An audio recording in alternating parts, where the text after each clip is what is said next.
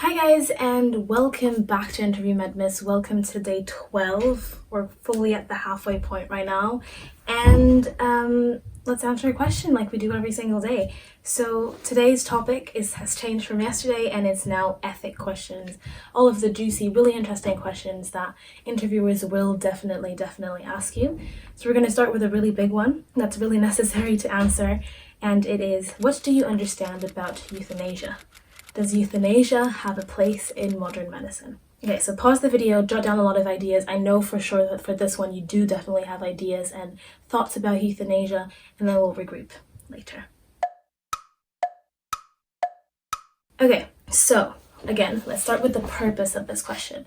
Purpose of this question is for the interviewer to make sure that you know, first of all, what euthanasia is, and you understand that euthanasia in the UK is illegal, but you also do have, thoughts, ethical thoughts about, if euthanasia should be legal, if euthanasia should not be legal, what are the benefits, what are the drawbacks of euthanasia, and things like that. So it really is an all-encompassing question about euthanasia, and really making sure that you have a good understanding about what it is, if it's allowed, if it's not allowed, all of that. So first of all, I want to say that I found a lot of the information I'm going to talk about today in an Ali Abdal video. I remember that's what I used to make my question, so it might be a bit redundant if you've watched this video. I'm going to phrase it in my own words, so maybe if you didn't understand that video, you might understand this one, hopefully. So the way I would answer this question is a two-part sort of thing. First, answering, what do you understand about euthanasia? So what I understand about euthanasia, I'm going to go through the definition, talk about some ethics, and then probably talk quickly about a case that happened in 1992. And then I will go on to talk about, does euthanasia have a place in modern medicine? So let's do that. So first, let's define euthanasia. Euthanasia means good death. That's as easy as it is. It means good death. But there are a lot of different types of euthanasia. So active euthanasia is when you do something with the intent of ending the life of someone. So let's say you give a drug, I think it's potassium chloride, that is the intent to stop the heart. Okay, and that is illegal because the intent there is to end someone's life, and that is murder. Okay, and then there's passive euthanasia, which is not illegal, so it's legal, and that's when a clinician will withdraw treatment because it's not in the best interest of the patient anymore. And the term using passive euthanasia is actually quite badly termed because euthanasia is still illegal, but passive euthanasia is not. And that happens all the time in palliative care. And then physician-assisted suicide, that's when a doctor provides a treatment that will help the patient die. But the patient will take the drug on their own. So the doctor is not injecting anything. The doctor will, let's say, put the drug to the side, stay in the room or leave the room, but the patient will take the drug on their own. And that is also illegal because there is intent of, ending someone's life there. But if we talk about passive euthanasia, that is a really fine line to define when it's justified and when it's not. Because it's the withdrawal of treatment will result in death. Okay? But you can only do that if it's not in the clinical interest of the patient anymore. And that the suffering caused by this treatment is no longer in their best interest. And so the intent of withdrawing the treatment is not to let the patient die. That's like a byproduct, that's the result of that. But the intent is to relieve suffering, is to do beneficence, okay? But then again, it's a really fine line, and you would really have to use your words extremely carefully in an interview. Because when you withdraw the treatment, the intent is to relieve sufferings, okay? Suffering is to benefit the patient. And then the byproducts at times is death. Whereas active euthanasia and physician-assisted suicide, the intent of it is to kill, is to stop the person's heart, is to, kill the person for the person to die. And that is murder, essentially. And then I think at this point in time, I'm going to talk about euthanasia ethically. So is it okay? So we'll mention the 4 pillars. So again, in ethics, there's 4 pillars. Non-maleficence, so you do no harm. Beneficence is you do good. Then you have autonomy, which is making sure that the patient has the choice into what they want to be doing, what they agree to be doing. And then there's justice. Is this fair? So then I would argue that for the 4 pillars, justice in euthanasia is not a very major pillar. You can't really talk a lot about it. So I would really focus my time on the first 3. So non-maleficence is do no harm. But in euthanasia, you kill. So that's harm. But at the same time, you relieve pressure, you relieve the pain that the patient is going through. So maybe you could argue that you're actually doing good.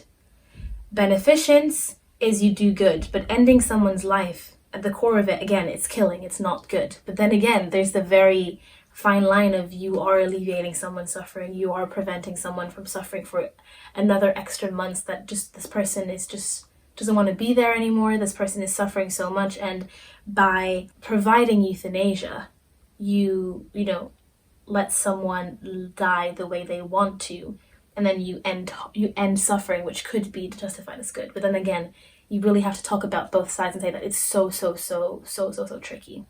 And then autonomy, that's the one where I think you can talk about a lot, is the fact that the patient has the sovereignty of choice, okay? And in euthanasia, if you make it illegal, you take the autonomy of the patient away. Let's say you've proven that the patient has capacity. This patient is fully aware, they've made the decision, they can weigh up, they can tell you back exactly what you mean, they know the harms, they know the benefits. If you're like, but it's still illegal, you're taking that autonomy away from them. You know what I mean? And that point is not fair because you're taking the autonomy away from the patient. And if the patient is telling you that this is what they want, that you're going to be doing good for them, you're going to be alleviating their suffering, then is it fair to continue and not let that person die the way they want to and make them continue to suffer? It's a really big debate and it's really difficult. And the interviewer will definitely not want you to have a hard point answer. They just want you to debate, talk about it, and really weigh up both sides, okay?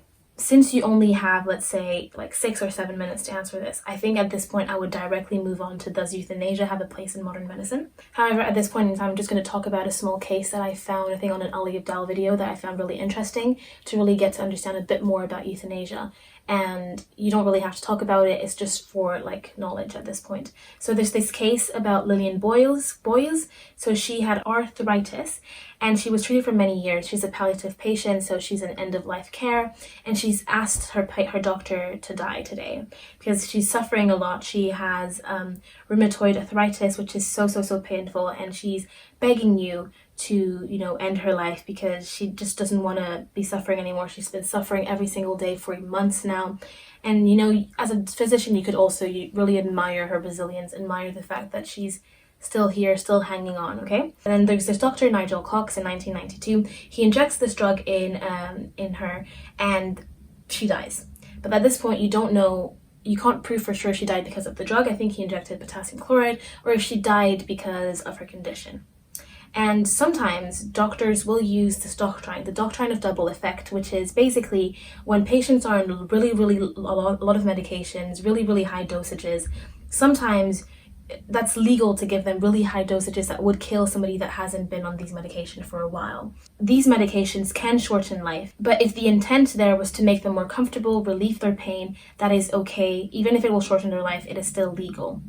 But in this situation, Nigel Cox cannot use the doctrine of double effect because the potassium chloride he injected had no symptomatic relief. It was the what is injected is meant to, stop the heart, essentially. But some doctors will give really high doses of morphine because the patient is in so much pain, and the intent there is to relieve the pain, but again, the byproduct might be death. But that, at this point, the intent was to relieve pain, okay? Again, with autonomy of the patient was okay with it and all of that. And so what happened to this doctor was that he was found guilty of manslaughter, not murder. But since nobody is sure if the patient died because of the drug or if she died because of her condition, he was suspended and not struck off the GMC. And then now that this little parenthesis is over, I'm going to talk about modern medicine. So what do I think is the place of euthanasia in modern medicine? So the way I would say this is, I think that even if modern medicine is changing, modern medicine is always, evolving, the goals are still the same. You want to do good and you want to do no harm. So beneficence and non-maleficence. So at this point in time, active euthanasia still violates these terms because the result of it is death and the intent is death. But I also believe that now with patient autonomy, it's one of the most important characteristics of modern healthcare, of medicine, and that withdrawals or giving medication at really high dosages that are in the intent to make patients more comfortable, but that could result in, death, should be okay. It should be fine if the intent is there to be positive, like I want you to suffer less, and maybe as a result you will die. And if the patient is okay with that, that should be okay, because at the end of the day they're suffering amounts of pain that you could never imagine. So that would be okay. And I would also argue that if you don't do that, if you don't make withdrawal or giving high levels of medications like passive euthanasia, essentially don't make that okay, then you can cause mental harm, you can cause injustice, you can cause, a lot of problems, and just it's unfair, And also you use a lot of resources to keep that patient alive that doesn't want to be here anymore, that's suffering so much that they've already told you every single day, they've told you, I don't want to be here, I've had a good life, it's done for me, I don't want to be here, but you're still keeping them alive. You're using all of the resources that you could be using on somebody else that will actually still wants to live, and that still has, that could get better, but you're taking away the resources to keep somebody that will not get better, and that is telling you every single day that that's it, they want to go. And also I think that at this point of time, if it's a terminal illness, nothing can be done, and you've had explicit consent from the patient, from the family, everybody is okay with it, it should be okay. And so in this point, I would just argue that modern medicine compared to before, it hasn't really changed. My opinions would still be the same as before, sort of thing. But yeah, it's a really difficult question. It's a question that you would really have to sit down and really think about for a while. And I hope this was helpful. I hope this gave you a few different paths to start on, a few different things to take away to hopefully help you answer this really tough question. And without further ado, if you did enjoy this video, please subscribe to my channel, like this video, and share this video with other people that could benefit from it as well. And I will see you guys tomorrow for day 13.